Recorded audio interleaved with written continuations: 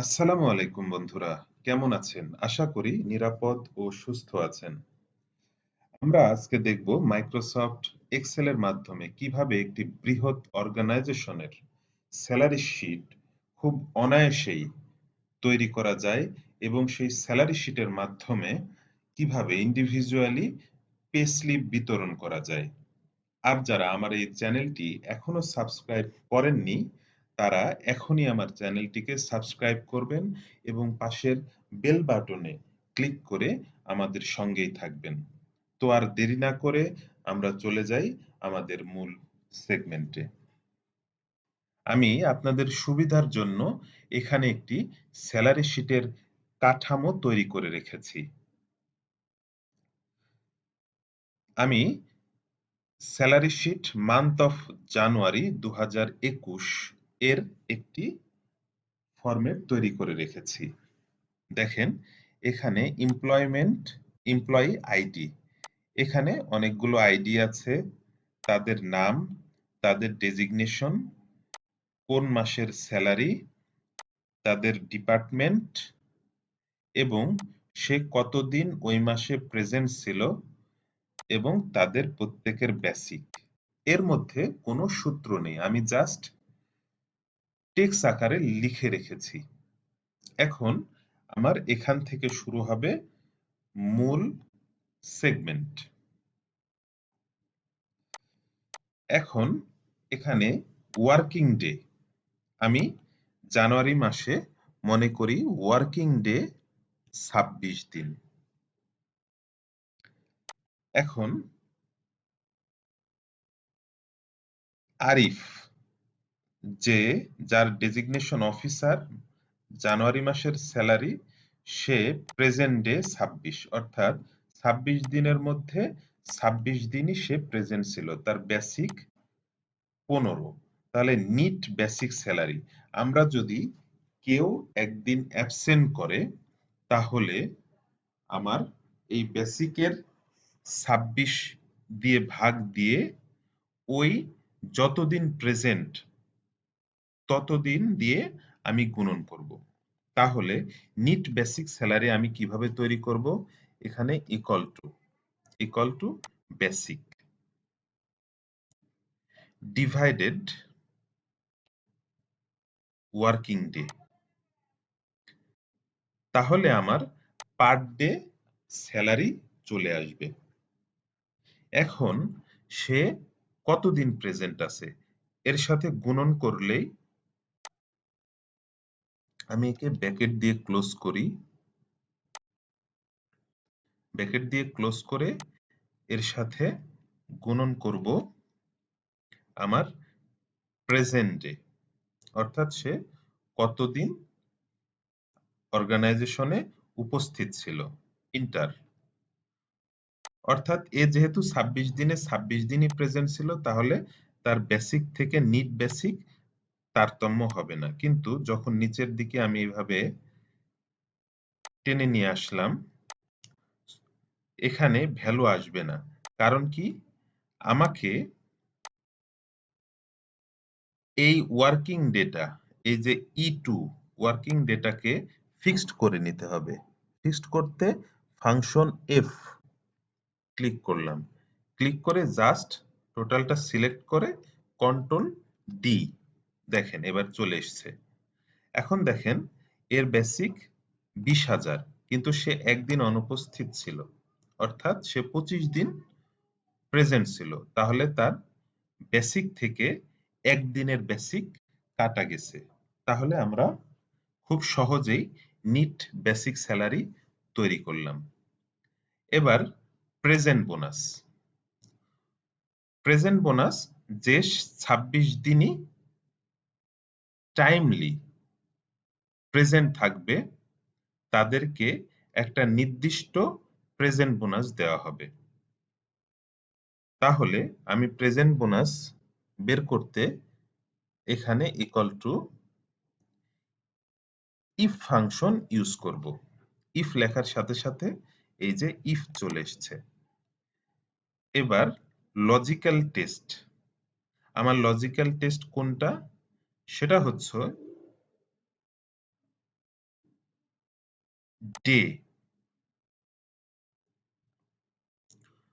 তারপরে কমা দেব, value of true.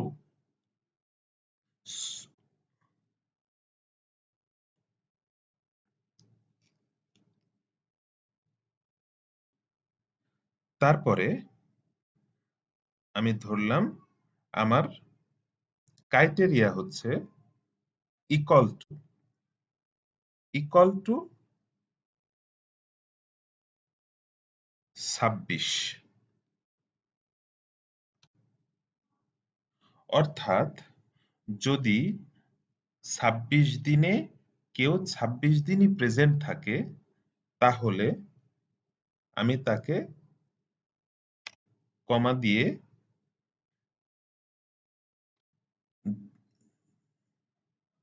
৫০০ টাকা হারে, sorry,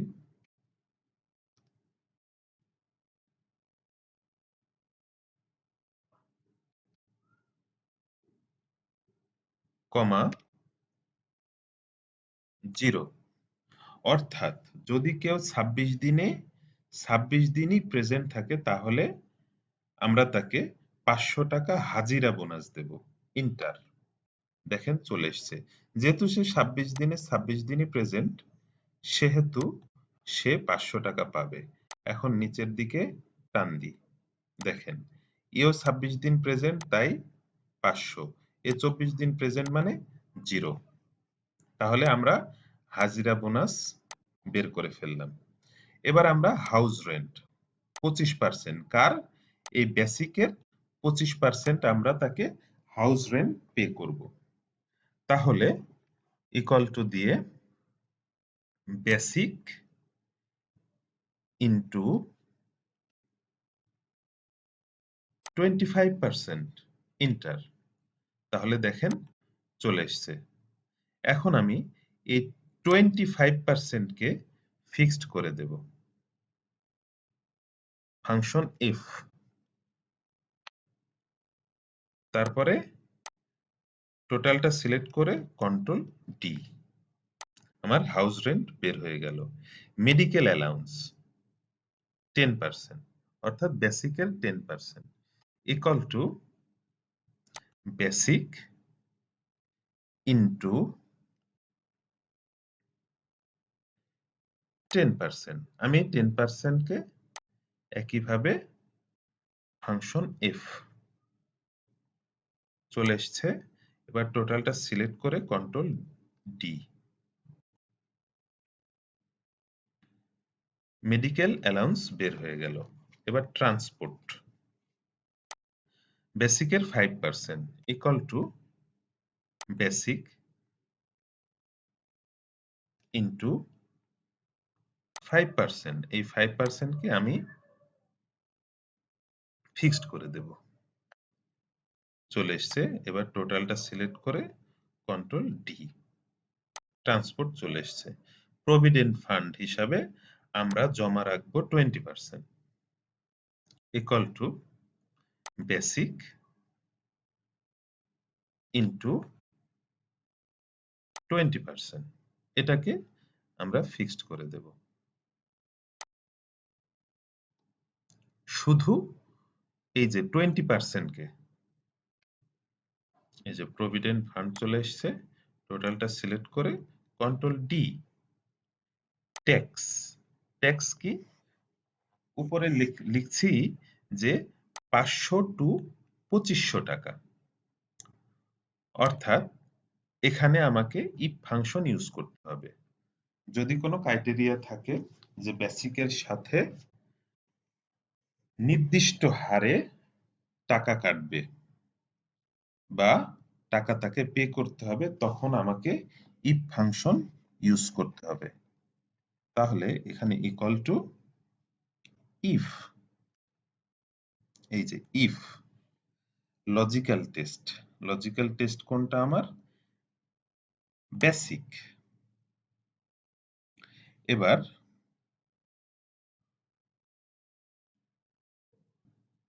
less than or equal to, আমরা ধরি যদি কারো বেসিক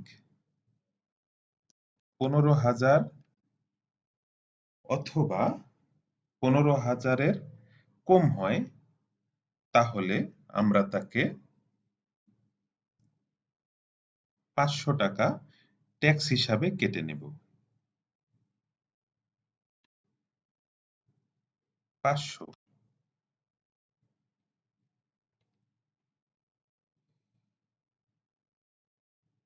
তারপরে একইভাবে আবারও ইফ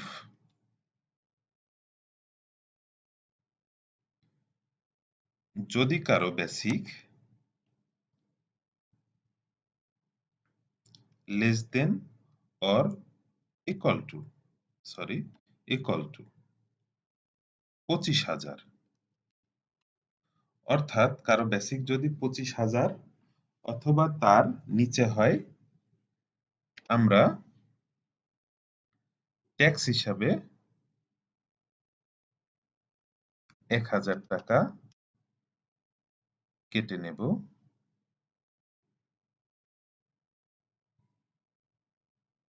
আবার ইফ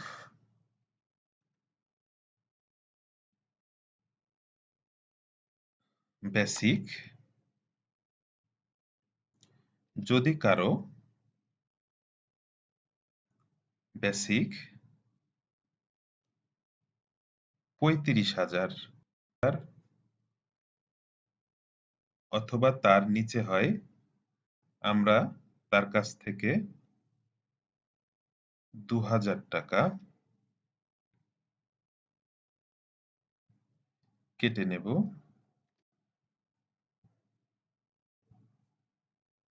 আবার যদি কারো বেসিক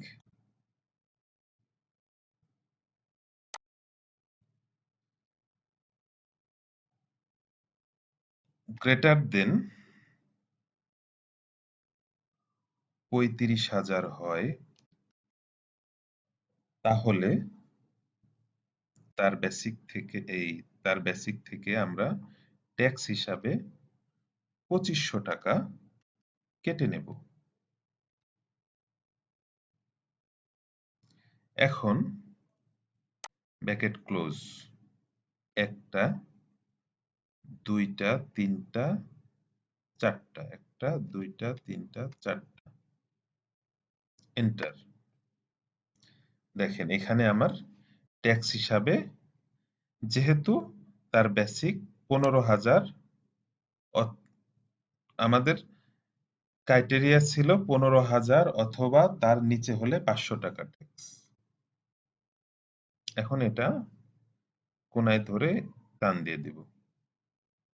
এর কার কত ট্যাক্স চলে এসছে। এখন লোন, যদি কেউ ধার নিয়ে থাকে সেটা লোন হিসাবে পরিগণিত হবে। আমরা ধরলাম এ 5,000 টাকা লোন নিয়েছে।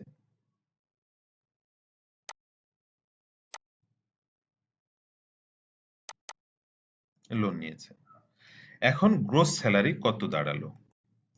সেক্ষেত্রে ইকুয়াল টু দিয়ে এর নিট বেসিক, এটা যেহেতু তাকে পে করতে হবে, এটা প্লাস বোনাস হিসাবে তাকে 500 দিতে হবে, প্লাস হাউস রেন্টও তাকে পে করতে হবে, প্লাস মেডিকেল অ্যালাউন্সও তাকে পে করতে হবে, প্লাস ট্রান্সপোর্টও তাকে পে করতে হবে। এখন প্রভিডেন্ট ফান্ড তার কাছ থেকে কেটে নিতে হবে। তাহলে আমি প্লাসগুলো ব্র্যাকেট দিয়ে ক্লোজ করে দিই। এবার মাইনাস ব্র্যাকেট, প্রভিডেন্ট ফান্ডও তার কাছ থেকে কেটে নিব, প্লাস ট্যাক্সও তার কাছ থেকে কেটে নেওয়া হবে, ব্র্যাকেট ক্লোজ, এন্টার। তাহলে তার গ্রোস স্যালারি দাঁড়ায় 18,000। আমি যদি কোনায় ধরে এইভাবে টেনে নিয়ে আসি, তাহলে প্রত্যেকের গ্রোস স্যালারি বের হয়ে গেল। তাহলে আমরা অনায়াসেই একটি অর্গানাইজেশনের একটি মাসের স্যালারি শিট তৈরি করতে পারি খুব সহজেই। এখানে আমরা জাস্ট দুইটি ফাংশন ইউজ করেছি। একটা হচ্ছে ইফ ফাংশন, কোথায় কোথায় এই প্রেজেন্ট বোনাসের ক্ষেত্রে ইফ ফাংশন ইউজ করেছি, আর ট্যাক্সের ক্ষেত্রে ইফ ফাংশন ইউজ করেছি, আর বাদ বাকিগুলোতে সব পার্সেন্টেজ এর ফাংশন ইউজ করেছি। এখন আমার অর্গানাইজেশনের টোটাল স্যালারি কত পে করতে হবে, তাহলে ইকুয়াল টু দিয়ে সাম,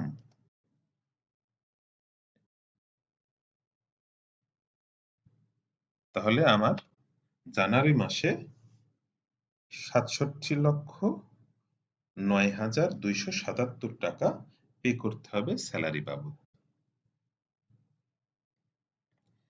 এখন আমি এই স্যালারি শিট থেকে পে স্লিপ তৈরি করব। আমি আপনাদের সুবিধার জন্য এখানে একটি কাঠামো তৈরি করে রেখেছি, যেমন employee ID, designation, name, month, তার আর্নিং সোর্স গুলো, বেসিক তার আর্নিং সোর্স, হোম রেন্ট তার আর্নিং সোর্স, মেডিকেল অ্যালাউন্স তার আর্নিং সোর্স, প্রভিডেন্ট ফান্ড তার আর্নিং সোর্স, ট্রান্সপোর্ট তার আর্নিং সোর্স, আর ডিডাকশন হচ্ছে ট্যাক্স কেটে নেওয়া হবে, কারো যদি লোন থেকে থাকে সেটা ডিডাকশন হবে, এবং প্রভিডেন্ট ফান্ড ডিডাকশন হবে। তাহলে আমরা এমপ্লয় আইডি, এখানে আমি যদি একটা আইডি বসায় দিই, তাহলে এইভাবে হাতে করতে করতে অনেক সময় সাপেক্ষ ব্যাপার। আমি এখানে ডিলিট করে দিলাম। ডিলিট করে এই সেলটাকে সিলেক্ট করে এই ডাটাতে যাব। ডাটাতে গিয়ে এই যে ডেটা ভ্যালিডেশন, এই যে ডেটা ভ্যালিডেশনে ক্লিক করে আমি এখানে লিস্ট সিলেক্ট করব, এবং সোর্স কোনটা, আমার এই যে পাশের স্যালারি শিটের এই যে আইডি গুলো হচ্ছে আমার সোর্স। ওকে, তাহলে দেখেন এখানে প্রত্যেকের আইডি চলে এসেছে অটোমেটিক।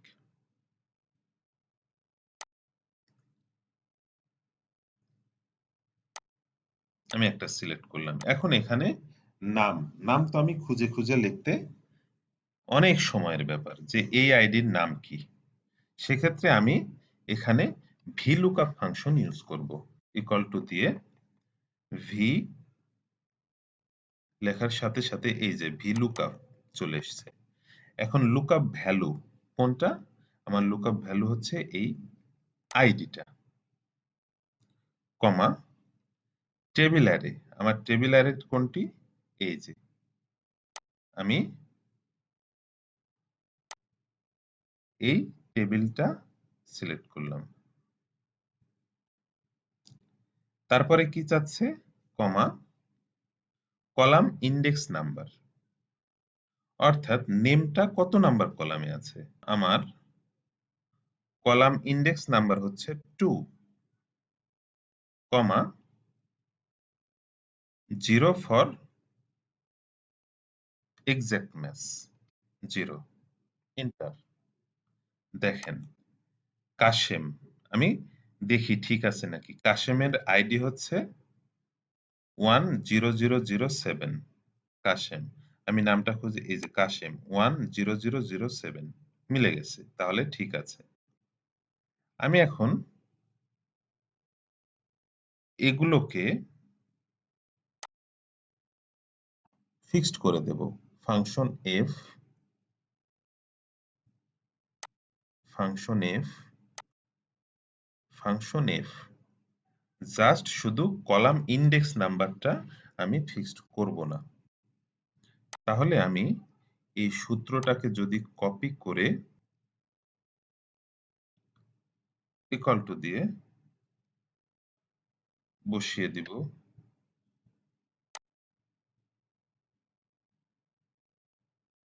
সবগুলোতে আমি কপি করে নিই, জাস্ট বসিয়ে দিব। এখন সবগুলোতে নাম আসছে, কারণ কি, কলাম ইন্ডেক্স নাম্বারটা আমার 2 রয়ে গেছে। এখন আমি দেখব ডেজিগনেশন আমার কত নাম্বার কলামে আছে। ডেজিগনেশন, এই যে নেম ডেজিগনেশন অর্থাৎ সি ৩ নাম্বার কলামে আছে। তাহলে আমি এখানে এই যে কলাম ইন্ডেক্স নাম্বার 3, এই যে ডেজিগনেশন চলে এসছে। মান্থ কত নাম্বার কলামে আছে? ৪ নাম্বার কলামে আছে। তাহলে এখানে ৪ দেব।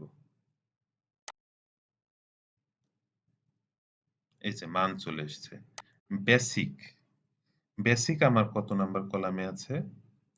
১, ২, ৩, ৪, ৫, ৬, ৭, ৮ নাম্বার। এটা আমার নিট বেসিকটাই নিতে হবে। ৮ নাম্বার। তাহলে এখানে কলাম ইন্ডেক্স নাম্বার 8,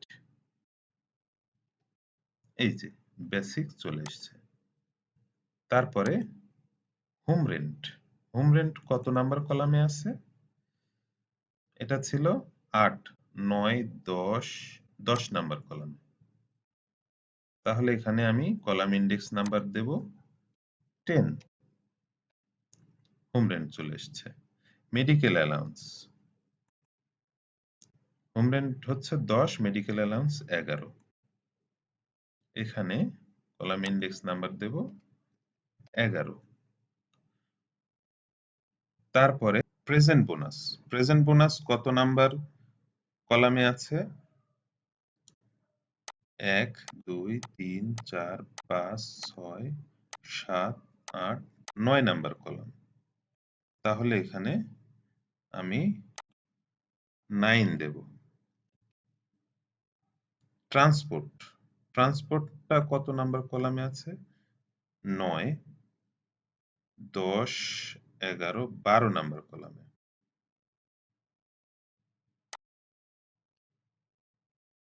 ট্রান্সপোর্ট, এই যে কাশেমের ট্রান্সপোর্ট ১১০০ টাকা মিলছে। এবারে আমরা ট্যাক্স, ট্যাক্স কত নাম্বার কলামে? ১৪ নাম্বার কলামে। তাহলে ট্যাক্স এখানে ইন্ডেক্স নাম্বার দেব ১৪। তারপরে লোন, লোন কত নাম্বার কলামে? ১৫ নাম্বার কলামে। এখানে ইন্ডেক্স নাম্বার ১৫ দেব। Provident fund,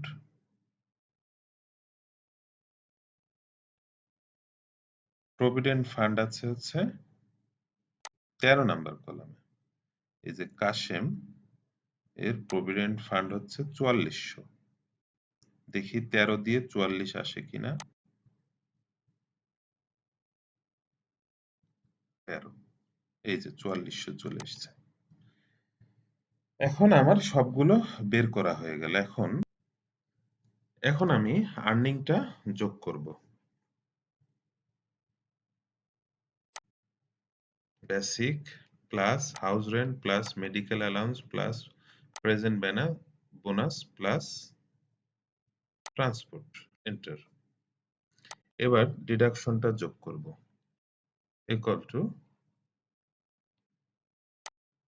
tax plus loan plus provident fund. এখন net salary total addition minus total deduction ১৮,৭০৮ টাকা, অর্থাৎ কাশেম সাহেব জানুয়ারি মাসে ১৮,৭০৮ টাকা স্যালারি পাবেন। দেখি এবার মিলিয়ে দেখি। এই যে কাশেম সাহেব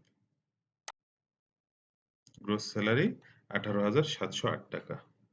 এখন আমি এখানে আইডি চেঞ্জ করি। কালাম সাহেব সে পাবে ২৯,৫০০, মিলিয়ে দেখি। এই যে কালাম সাহেব ২৯,৫০০। তাহলে এইভাবে আমি পে স্লিপ তৈরি করতে পারি। এখন আমি যদি একই পেজে ১০ জনের বা ১৫ জনের একসাথে প্রিন্ট দিতে চাই, তাহলে আমি আরেকটি ফরম্যাট পাশে বানিয়ে রেখেছি, জাস্ট এখানে একটি লিঙ্ক দিয়ে দেব। সেটা হচ্ছে ইকুয়াল টু এইআইডি প্লাস 1,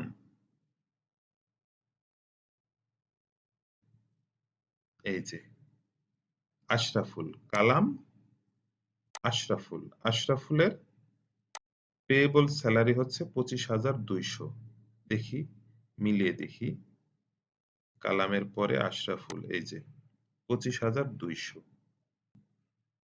অটোমেটিক বের হয়ে গেল কালাম সাহেব। অর্থাৎ আমি যদি এখানে প্রথম আইডিটা সিলেক্ট করি,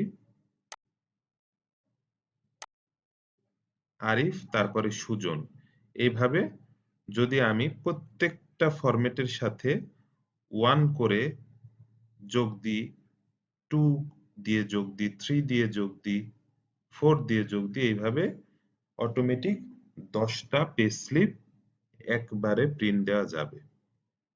তাহলে আমরা সহজেই আজকে শিখতে পারলাম কোন একটি বৃহৎ অর্গানাইজেশনের একটি মাসের স্যালারি শিট কিভাবে তৈরি করতে হয় এবং পে স্লিপ কিভাবে তৈরি করতে হয়।